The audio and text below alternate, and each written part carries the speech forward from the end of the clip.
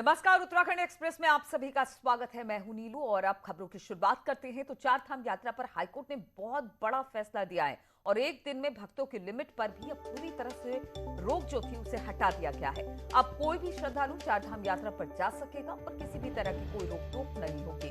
अब तक चारों धामों में एक दिन के लिए भक्तों की संख्या सीमित थी, जिससे भारी दिक्कतें हो रही थी और अब कोर्ट ने बड़ा फैसला लिया है। हालांकि सरकार को भी निर्देश दिया है कि चारों धामों में मेडिकल सुविधाएं बेहतर करें और हेलीकॉप्टर को तैयार रखने के भी निर्देश दिए हैं।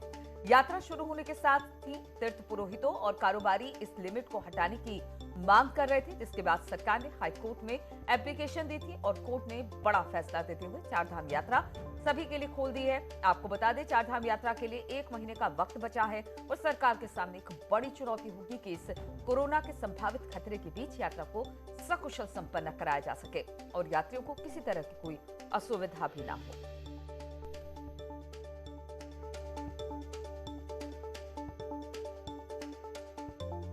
और इसी पर बातचीत करने के लिए भारती सकलानी देहरादून से इस वक्त हमारे साथ जुड़ गई हैं।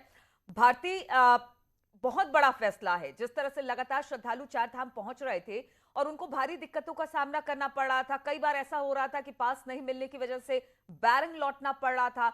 ऐसे में हम कह सकते हैं कि बड़ी राहत श्रद्धालुओं के लिए भी और सरकार के लिए भी। बिल्कुल, लंबे समय से इंतजार किया जा रहा था। स्थानीय लोग इस बात को लेकर आपत्तियां जता चुके थे, व्यापारियों में इस बात को लेकर आक्रोश था और आखिरकार ये फैसला मान लिया गया है। सबसे बड़ी बात जो आपने यहाँ पर कही नीलू की बैरंग लौट रहे थे जो भी श्रद्धालु दर्शन के लिए आ रहे थे, अब उनके लिए बड़ा फैसला ये है कि बाध्यता खत्म कर दी है ई पास की और अब सिर्फ रजिस्ट्रेशन जरूरी होगा स्मार्ट सिटी के पोर्टल पे श्रद्धालुओं के लिए जो भी दर्शनार्थी आएंगे चारधाम यात्रा के लिए। लेकिन इन सब के बीच सबसे बड़ी चुनौती यहाँ पर ये होगी कि कैसे सोशल डिस्टेंसिंग का पालन करवाया जाए। जो नई एसओपी जारी की गई है सरकार की तरफ से, उसका पालन यहाँ पर करवाया जाए, क्योंकि नई गाइडलाइंस है और उसी के तहत अब श्रद्धालु दर्शन करने के लिए पहुंच सकेंगे चारधाम यात्रा के लिए। तो अब वो एक बड़ी चुनौती यहाँ पर देखने को मिलेगी। सोशल डिस्टेंसिंग का पालन किस तरीके से करवाया जाएगा, सभी श्रद्धालु जो है वो दर्शन यहाँ पर कर सके, ये भी देखना जरूरी होगा। तो अब ये बोर्ड के ऊपर है, देवस्थानम बोर्ड के ऊपर है कि वो किस तरीके से वहां पर पूरा मैनेज करता है चीजों। ठीक है, अगर बात की जाए भारतीय, ठीक है, आपने जैसे कोर्ट का फैसला आ गया, सरकार की भी जो मंशा थी उसे भी पूरा कर दिया गया और श्रद्धालु के लिए भी राहत है। लेकिन सबसे बड़ी बात यह है, कोविड अभी खत्म नहीं हुआ है, तो जो एसओपी होगी वो पहले की तरह सारी गाइडलाइंस कोरोना की फॉलो होगी और इसको लेकर किस तरह की अब तैयारी की गई है, क्योंकि अब संख्या जो है वो अनलिमिटेड हो गई है। देखिए, अभी तक वैक्सीनेशन यहाँ पर जरूरी था, लेकिन अब जो नई एसओपी जारी की गई है उसमें यह है कि अगर आपने एक वैक्सीन भी यहाँ पर लगाया हो, 15 दिन पहले वैक्सीन जो है अगर वो आपका लगा हुआ है, आपके पास सर्टिफिकेट है, तो आप आ सकते हैं दर्शन करने के लिए। ये भी एक नया पॉइंट यहाँ पर मेंशन किया गया है। इसके अलावा ई पास, वो बहुत ज्यादा पहले उसकी वजह से दिक्कतें आ रही थी, कई श्रद्धालुओं ने वहां पर पहुंच गए थे लेकिन दर्शन नहीं कर पा रहे थे, उनको एंट्री पॉइंट्स पर बड़ी दिक्कतों का सामना करना पड़ रहा था। अब यह है कि ई पास की बाध्यता खत्म हो गई है, तो जो श्रद्धालु पहुंचेंगे चारधाम में दर्शन करने के लिए वो वहां पर जाकर दर्शन कर सकते हैं, उनके सामने अब ये दिक्कत नहीं आएगी। हाँ, लेकिन स्मार्ट सिटी के पोर्टल पे रजिस्ट्रेशन जरूरी है और उसको करने में कोई यहाँ पर दिक्कतें भी नहीं पेश आ रही। तो कुछ गाइडलाइंस, कुछ एसओपी के जरिए अब कोशिश यही की जा रही है कि जो श्रद्धालु वहां पर पहुंचे उनका दर्शन पूजन हो पाए सही तरीके से, और सरकार की भी यही मंशा थी और इस तरह से हाईकोर्ट ने एक बड़ा फैसला, एक बड़ी राहत सरकार के लिए भी दी है। बहुत बहुत शुक्रिया आपका भारतीय हमारे साथ जुड़ने के लिए। और मुख्यमंत्री पुष्कर धामी भी पहली बार केदारनाथ पहुंचे। बाबा केदार का आशीर्वाद लेने के साथ मुख्यमंत्री ने यहां चल रहे कामों का निरीक्षण किया और काम में तेजी के निर्देश भी दिए। मुख्यमंत्री के दौरे के बाद तय माना जा रहा है कि कपाट बंद होने से पहले प्रधानमंत्री मोदी भी बाबा केदार के दरबार में जरूर आएंगे।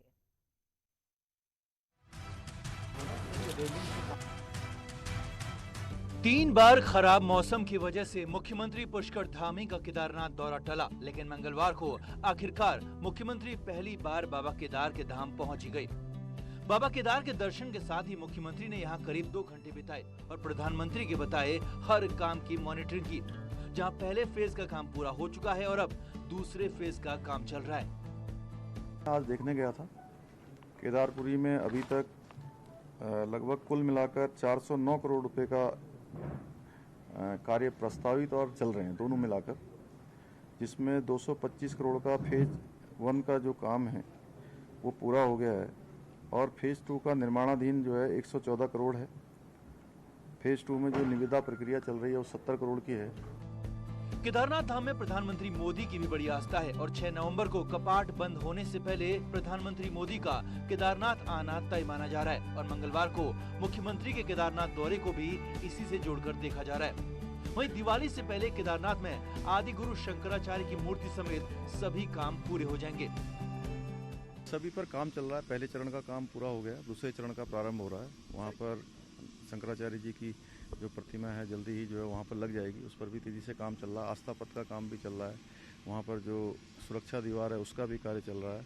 अलग अलग गेस्ट हाउस बन रहे हैं, वहाँ पर तीर्थपुरुषों के आवास बन रहे हैं, सभी का काम चल रहा है। सीएम धामी ने बारीकी से केदारनाथ का काम देखा और ये भी तय किया कि 30 अक्टूबर तक शंकराचार्य की समाधि का काम हर हाल में पूरा हो, ताकि पीएम केदारनाथ आए तो उन्हें वही सब कुछ मिले जो उनका प्लान था। दीपांकर भट्ट, न्यूज़ 18 देहरादून। और एक बड़ी खबर हम आपको बता दें, आज से प्रस्तावित बिजली कर्मचारियों की हड़ताल को स्थगित कर दिया गया है। हड़ताल को अनिश्चितकाल के लिए स्थगित किया गया है। मुख्यमंत्री से बातचीत के बाद बिजली कर्मचारियों ने फैसला लिया। हम आपको बता दें, कर्मचारियों ने सीएम धामी से मुलाकात की थी, जिसमें सीएम ने सभी मांगों पर सैद्धांतिक सहमति दी है। साथ ही 7 मांगों पर तुरंत ही आदेश जारी कर दिया है, जिसमें ओपनल कर्मचारी और अलाउंस और कर्मचारियों के भत्ते शामिल बताए जा रहे हैं। तो बिजली विभाग की बिजली कर्मचारियों की जो हड़ताल थी उसे अनिश्चितकाल के लिए स्थगित किया गया है।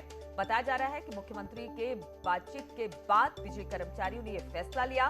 कर्मचारियों ने सीएम धामी से मुलाकात की थी, जिसमें सीएम ने सभी मांगों पर सैद्धांतिक सहमति दी है, जिसमें से 7 मांगों पर तुरंत आदेश जारी कर दिया। इसमें उपनल कर्मचारियों के अलाउंस और कर्मचारियों के भत्ते शामिल हैं। जितने भी बीओडी में उन्होंने जो पास किए थे उन सब के आदेश हमको जो है हैंड टू हैंड जो है हर चीज़ के आपके जितने भी भत्ते हैं 13 भत्ते हमको मिलते हैं, उन 13 भत्तों का आदेश किया।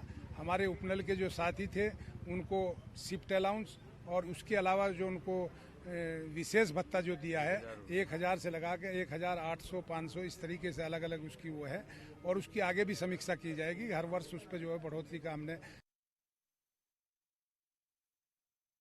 और अल्मोड़ा जेल में एसटीएफ की रेड के बाद बड़ा एक्शन हुआ है।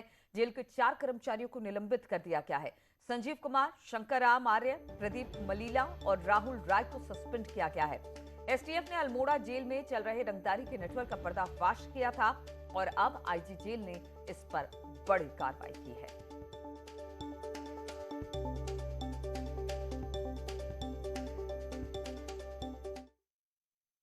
और आज पितृ विसर्जन अमावस्या है और इस मौके पर श्राद्ध कर्म करने के लिए बड़ी संख्या में श्रद्धालु पहुंच रहे हैं। हरिद्वार में नारायण शिला मंदिर और उषा व्रत में पितरों की पूजा होती है। भीड़ को देखते हुए पुलिस ने ट्रैफिक प्लान भी अब लागू कर दिया है।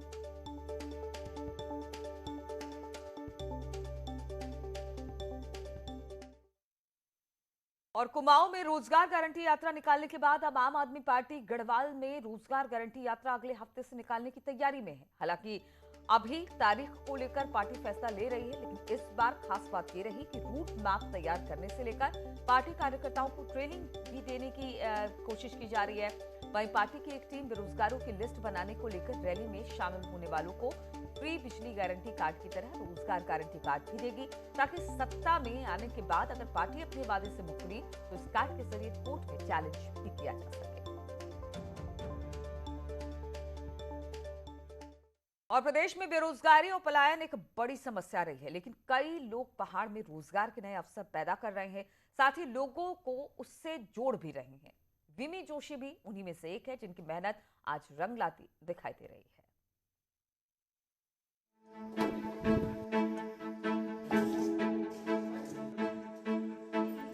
चंपावत जिले में खासकर पर्वतीय क्षेत्र में मेहनती मानी जाने वाली महिलाएं घर से बाहर निकलकर खुद को किसी भी व्यवसाय से जोड़ने से बचती रही हैं।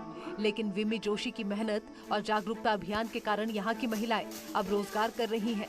1000 से ज्यादा महिलाओं का समूह आज अचार, मसाले, जूस और पहाड़ के खेतों में होने वाले ऑर्गेनिक उत्पादों को बाजार दे रहे हैं और कमाई भी कर रही हैं। मसाला पैकिंग के काम में या मसाला पीसने के काम में, लोहे के काम में, या हमारे जो बास्केट्स बनती हैं, यहाँ पर मूंज घास मिलती है, उसकी बास्केट्स बनाती हैं हमारी कुछ महिलाएं। वो इस तरह से हम लोगों ने उनको अलग अलग एक्टिविटीज़ के प्रशिक्षण दिए। पहले ही हमारा अचार खाने के अलावा फिर उसके बाद वेस्ट ही जाता था, लेकिन इस समय पर हमारे पास ये इसकी अच्छी खासी कीमत मिल जा रही है। और जैसे हमारी महिलाएं ये बुरांस का जूस बना रही हैं, जो कि स्वास्थ्यवर्धक भी है और बाज़ार में इसकी काफ़ी मांग है, तो इससे महिलाएं अच्छा खासा पैसा कमा ले रही हैं। यही नहीं, महिलाओं द्वारा खोली गई दीदी की रसोई का स्वाद भी ग्राहकों को बेहद पसंद आ रहा है और दूर दूर से लोग यहाँ का स्वाद लेने पहुँचते हैं। दीदी की रसोई हो या फिर यहाँ का फेमस समोसा या फिर बुरांश का जूस, सभी उत्पादों की डिमांड लगातार बढ़ती जा रही है, जिससे इनकी कमाई भी बढ़ रही है। पहले इनकम बहुत कम थी यहाँ, अब धीरे धीरे बढ़ने लगी है और लोग भी आने लग गए हैं। खाना भी सबको अच्छा लगता है कि यहाँ दीदी की रसोई में खाना बहुत अच्छा बनता है करके। तो पहले हम मार्केट में ही लंच कर रहे थे, तो किसी ने एक दिन रिकमेंड करा कि आप दीदी की रसोई पे जाइए, वहाँ काफ़ी अच्छा खाना है। तो हम ऐसे ही घूमते एक दिन आ गए यहाँ, तो हमने देखा कि व्यू भी काफ़ी औसम था, एकदम नेचुरल एनवायरनमेंट था। फिर खाना देखा हमने, फ्रेश खाना है यहाँ बिल्कुल। बदलते समय में जिस तरह महिलाओं ने घर के साथ रोजगार को अपनाया है, ये बताता है कुछ कर गुजरने का हौसला हो तो सब कुछ मुमकिन है। यही हौसला इन महिलाओं को विमी जोशी से मिला है, जिसके कारण ये महिलाएं रोजगार तो कर ही रही हैं, साथ में पैसा भी कमा रही हैं। न्यूज़ 18 के लिए चंपावत से कमलेश भट्ट की रिपोर्ट। पूर्व सीएम हरीश रावत सीतापुर जाएंगे। प्रियंका गांधी के समर्थन में हरीश रावत आज सीतापुर जाएंगे। रावत ने ट्विटर पर इसकी जानकारी दी है। लखीमपुर जाते समय प्रियंका गांधी की सीतापुर में गिरफ्तारी हुई है और आज हरीश रावत सीतापुर जाएंगे। सीतापुर में किसानों की मौत के बाद खासा हंगामा हुआ है, जिसके बाद सभी को लखीमपुर जाने से रोक दिया गया है। 24 अक्टूबर 2014 को दीपावली की वो रात जब हर घर में खुशियां थी, वहीं देहरादून में एक बेटे ने प्रॉपर्टी के लिए अपने पूरे परिवार को मौत की नींद सुला दिया। इस घटना के 7 साल बाद देहरादून की कोर्ट ने 5 लोगों की हत्या के आरोपी हरमीत को सजा मौत की सजा सुनाई है। तारीख 24 अक्टूबर 2014।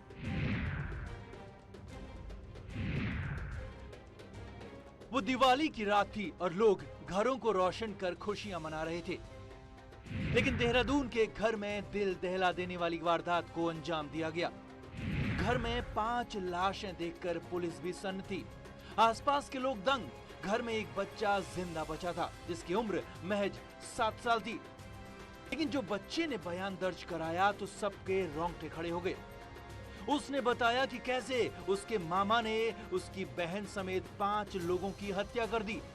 हरमीत ने दिवाली की उस चकाचौंध भरी रात में 5 कत्ल को अंजाम दिया था। हरमीत ने पिता, सौतेली मां, गर्भवती बहन और मासूम भांजी की हत्या कर दी। दिल दहला देने वाली इस वारदात के बाद पुलिस ने हरमीत के खिलाफ धारा 302, 307 और 316 के तहत केस दर्ज किया और उसको गिरफ्तार कर लिया। 7 साल तक चले कोर्ट केस के बाद अब हरमीत को एडीजे 5 कोर्ट ने फांसी की सजा सुनाई है और 1 लाख रुपए का जुर्माना भी लगाया है। ऐतिहासिक निर्णय है देहरादून न्यायालय से।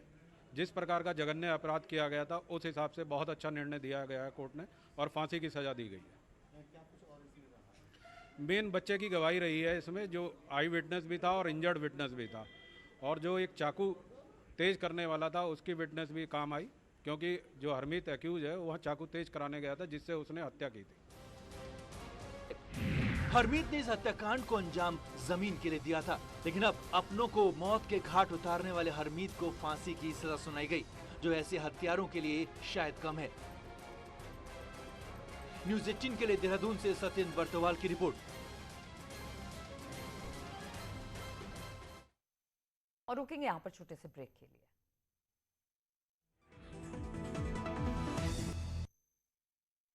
तो उत्तराखंड में चुनाव से पहले सैनिकों के सम्मान की होड़ शुरू हो गई है। कांग्रेस जहां नवरात्र में गांव-गांव जाकर सैनिकों का सम्मान करना चाहती है, वहीं बीजेपी के सैनिक सम्मान को कांग्रेस ने दिखावा करार दिया है।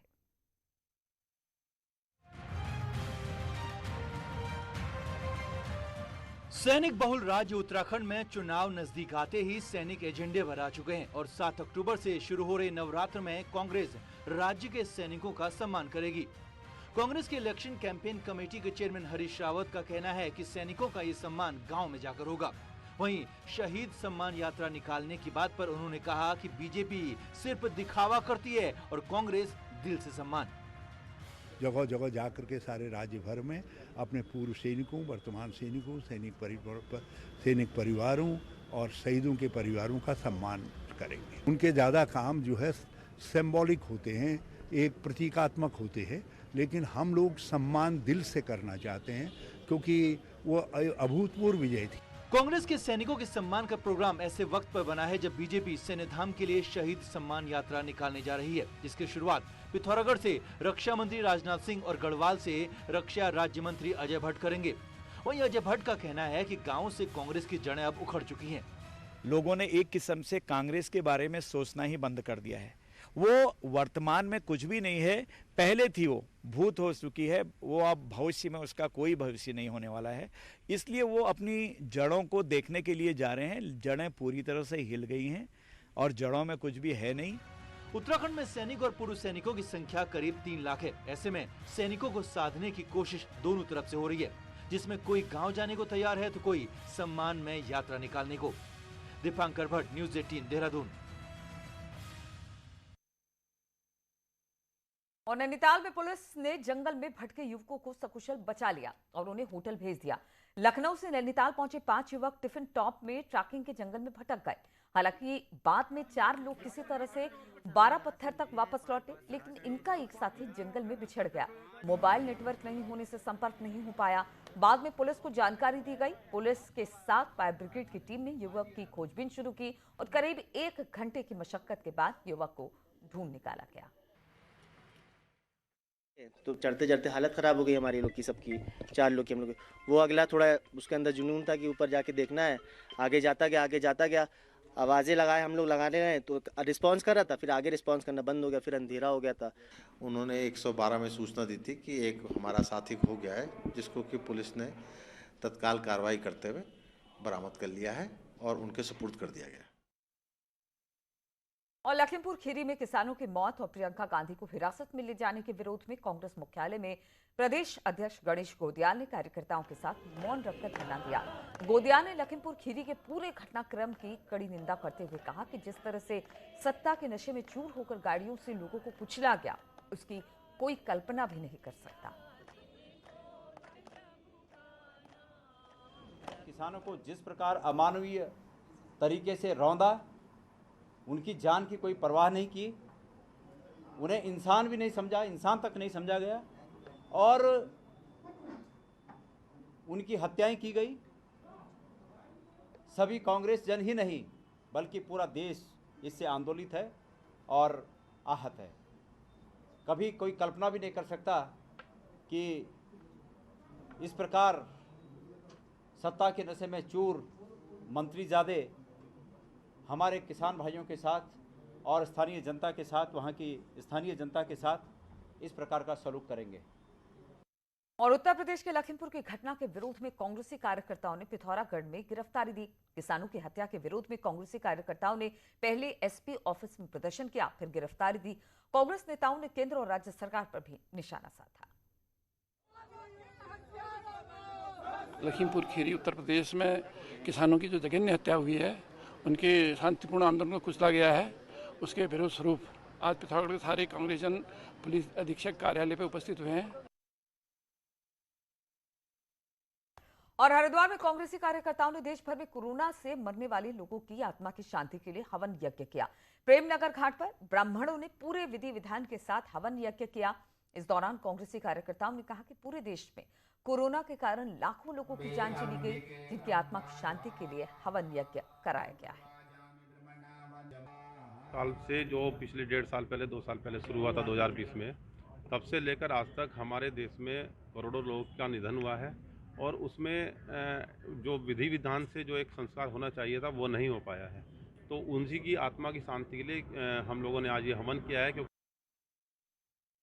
तो इन्हीं तमाम खबरों के साथ इस बुलेटिन में फिलहाल इतना ही। रुकेंगे छोटे से ब्रेक के लिए, लेकिन ब्रेक के बाद भी लगातार खबरों का सिलसिला यहाँ जारी है।